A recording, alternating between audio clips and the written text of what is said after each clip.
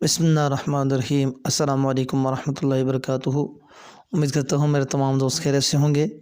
میری اللہ تبارک تعالیٰ سے دعا ہے کہ میرے دیکھنے والے، چاہنے والے اور ہماری ویڈیو پر جو بھی آئے ان تمام کو اللہ تبارک تعالیٰ خوش رکھے، ان کی تمام مصیبتیں دور فرمائے۔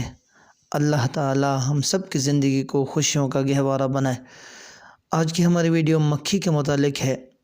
مکھی کے اندر کیا کیا راز پوشیدہ ہیں، مکھی کو خواب کے اندر دیکھنا کیسا ہے، اور اللہ تبارک تعالیٰ نے مکھی کے اندر کیا کیا چیزیں پوشیدہ رکھی ہیں، اور مکھی کس لیے پیدا کی گئی، یہ ساری چیزیں آج سنیں گے اس ویڈیو کے اندر۔ ویڈیو کے اندر بہت کچھ ہے، اگر آپ توجہ سے بیٹھیں گے دیکھیں گے انشاءاللہ بہت کچھ سیکھنے کو ملے گا۔ مکھی بے حد حریص ہوتی ہے۔ اس کے آنکھوں کے انتہائی چھوٹا ہونے کے باعث پلکیں نہیں ہوتی، اس لیے اللہ تعالیٰ نے پلکوں کے عوض سے دو ہاتھ دیے ہیں جن سے وہ پلکوں کا کام لیتی ہے، اور ان دونوں ہاتھوں کو اپنی آنکھوں پر مل مل کر آنکھوں کو صاف کرتی رہتی ہے۔ آنکھیں آئینہ ہوتی ہیں، اور آئینہ کے لیے جھاڑن کی ضرورت ہوتی ہے جس سے یہ آئینہ صاف ہوتا رہے۔ چنانچہ پلکیں اللہ تعالیٰ نے آنکھوں کا جھاڑن بنائی ہیں جو ہر وقت ہلتی رہتی ہیں اور آنکھوں کی پتلیوں کو صاف کرتی رہتی ہے، اور مکھی کے یہ دونوں ہاتھ ان پلکوں کا کام کرتے ہیں۔ چنانچہ آپ دیکھیں گے کہ مکھی ہر وقت ان ہاتھوں کو آنکھوں پر ملتی رہتی ہے۔ مچھر کی طرح اس کی سونڈ بھی ہوتی ہے، اور کدو کے پودے پر یہ ہرگز نہیں بیٹھتی۔ اسی لیے حضرت یونس علیہ السلام جب مچھلی کے پیٹ سے نکلے تو اللہ تعالیٰ نے کدو کا پودا پیدا فرما کر ان پر سایہ کنہ کر دیا تاکہ مکھی ان کے نزدیک آ کر انہیں تکلیف نہ پہنچائے۔ اس کی پیدائش گندگی سے شروع ہوتی ہے اور اس کے بعد پھر آپس کے اجتماع سے پیدا ہونے لگتی ہیں۔ یہ سورج سے تعلق رکھنے والا جانور ہے، اسی لیے گرمیوں میں یہ ظاہر ہو جاتی ہے اور سردیوں میں غائب ہو جاتی ہے۔ اس کے حوالے سے حضرت امام شافعی رحمۃ اللہ تعالیٰ علیہ سے ایک حکایت منقول ہے۔ حکایت اس طرح ہے کہ ایک روز مامون رشید نے پوچھا امام شافعی رحمۃ اللہ تعالیٰ علیہ سے کہ اللہ تبارک تعالیٰ نے مکھی کو کیوں پیدا فرمایا ہے؟ تو امام شافعی رحمۃ اللہ تعالیٰ علیہ نے جواب ارشاد فرمایا، دیکھیے مکھی آپ کے بدن کے جس حصے پر چاہے بغیر اجازت کے بیٹھ جاتی ہے، اور ایسے ایسے مقامات کو چھو لیتی ہے جہاں تک کسی دوسرے کی رسائی نہیں ہو سکتی۔ پس معلوم ہوا کہ اس مکھی کی پیدائش میں یہ حکمت ہے کہ بادشاہوں کا تکبر توڑ دے اور وہ اپنی انانیت میں نہ آئیں۔ اس وجہ سے اللہ تبارک تعالیٰ نے مکھی کو پیدا فرمایا ہے۔ حضور نبی کریم صلی اللہ تعالی وسلم کے بدن مبارک اور آپ کے لباس مبارک پر مکھی نہیں بیٹھتی تھی، اس لیے کہ وہاں کبر و غرور کا نام بھی نہ تھا صلی اللہ علیہ وسلم۔ حضور صلی اللہ تعالی علیہ وسلم نے فرمایا کہ مکھی تمہارے برتن میں گر پڑے تو تمام مکھی کو ڈبو کر پھر اسے نکال کر پھینکو، کیونکہ اس کے ایک بازو میں شفا ہے اور ایک میں بیماری، اور وہ گرتے ہوئے زہر کو مقدم اور شفا کو مؤخر کرتی ہے۔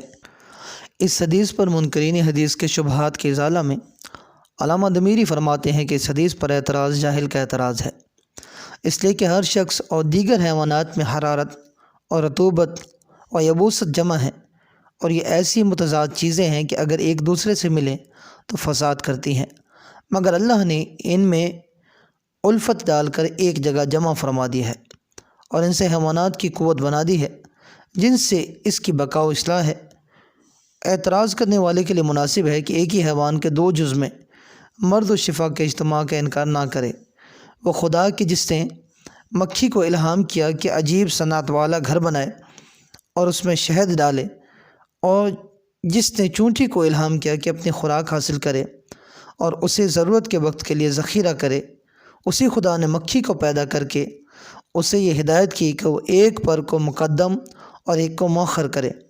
علامہ آگے فرماتے ہیں کہ میں نے تجربہ کر کے دیکھ لیا ہے کہ مکھی اپنے بائیں پر اپنا بچاؤ کرتی ہے، اور یہ پر مرض کے مناسب ہے، جیسے کہ دایاں پر شفا کے لیے مناسب ہے۔ مکھی کو اگر کوئی بندہ خواب کے اندر دیکھ لے تو اس کے حوالے سے یہ ہے کہ خواب میں مکھی دیکھنا ضعیف یعنی کمزور دشمن کی علامت ہے، اور بعض اوقات اس بات کی علامت ہے کہ کوئی ایسی بیماری آئے گی جس کی دوا بھی ہو جائے گی اور بیماری بھی جاتی رہے گی، اور بعض اوقات مکھیوں کا دیکھنا برے کاموں میں پڑنے کی علامت ہوتی ہے۔ مکھی کا حکم یہ ہے کہ مکھی حرام ہے۔ مکھی کو خواب میں دیکھنے کے حوالے سے حضرت ابن سیرین رحمۃ اللہ تعالیٰ علیہ فرماتے ہیں کہ خواب میں مکھی کمینہ اور مفلس شخص ہے، اور اگر کوئی خواب دیکھنے والا اس طرح دیکھتا ہے کہ مکھیاں اس پر جمع ہوئی ہیں یا اس کی آنکھ اور منہ میں جاتی ہیں، تو اس بات کی طرف اشارہ ہے کہ خواب والا کسی کمینے شخص سے مال حاصل کرے گا لیکن نقصان پائے گا۔ اور اگر دیکھنے والا اس طرح دیکھے کہ مکھی اس کے کان میں گھسی ہے تو یہ علامت ہے اس بات کی کہ کسی کمینے شخص سے بری بات سنے گا جس سے اس کا دل کوفتہ ہوگا، یعنی رنجیدہ ہوگا۔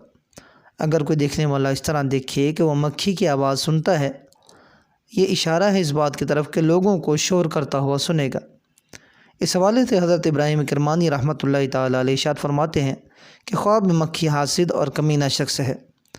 اگر کوئی دیکھے کہ اس کے گرد مکھیاں جمع ہوئی ہیں تو یہ دلیل ہے اس بات کی کہ اس کا کام حاسد لوگوں سے پڑے گا۔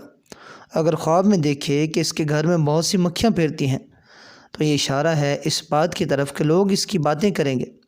اور اگر کوئی دیکھنے والا اس طرح دیکھتا ہے کہ اس کو مکھیاں کاٹتی ہیں تو یہ اشارہ ہے اس بات کی طرف کہ کمینے لوگ اس کے خواہشوں پر حسد کریں گے۔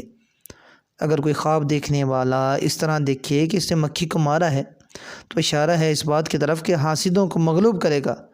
اور اگر دیکھے کہ مکھیاں زمین کے نیچے جاتی ہیں تو یہ دلیل ہے اس بات کی کہ حاسد اس کا جمع کیا ہوا مال لیں گے اور خزانہ کریں گے اور اس کو نقصان پہنچائیں گے۔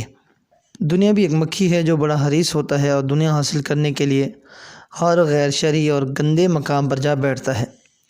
حق لکھا ہے حاجی حق نے، اب کہتے ہیں کہ محبت جس نے اپنے دل میں اس دنیا کی رکھی ہے، جو سچ پوچھو تو ایسا آدمی بھی ایک مکھی ہے۔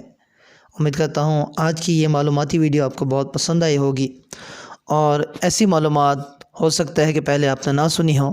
اگر آپ کو ہماری ایسی ویڈیو اچھی لگتی ہیں تو ہماری اس ویڈیو کو لائک کیجیے، اپنے دوستوں کے ساتھ شیئر کیجیے، اور اس ویڈیو کے حوالے سے کوئی اچھا سا کامنٹ ہمارے لیے ضرور لکھیے۔ اس سے ہماری حوصلہ افزائی ہوتی ہے اور ہمارا بھی دل کرتا ہے اور بہتر سے بہتر انداز میں اچھی سے اچھی ویڈیو بنا کر اپنے دوستوں کے ساتھ شیئر کی جائے۔ اللہ تعالیٰ آپ سب کو خوش رکھے۔ السلام علیکم ورحمۃ اللہ وبرکاتہ۔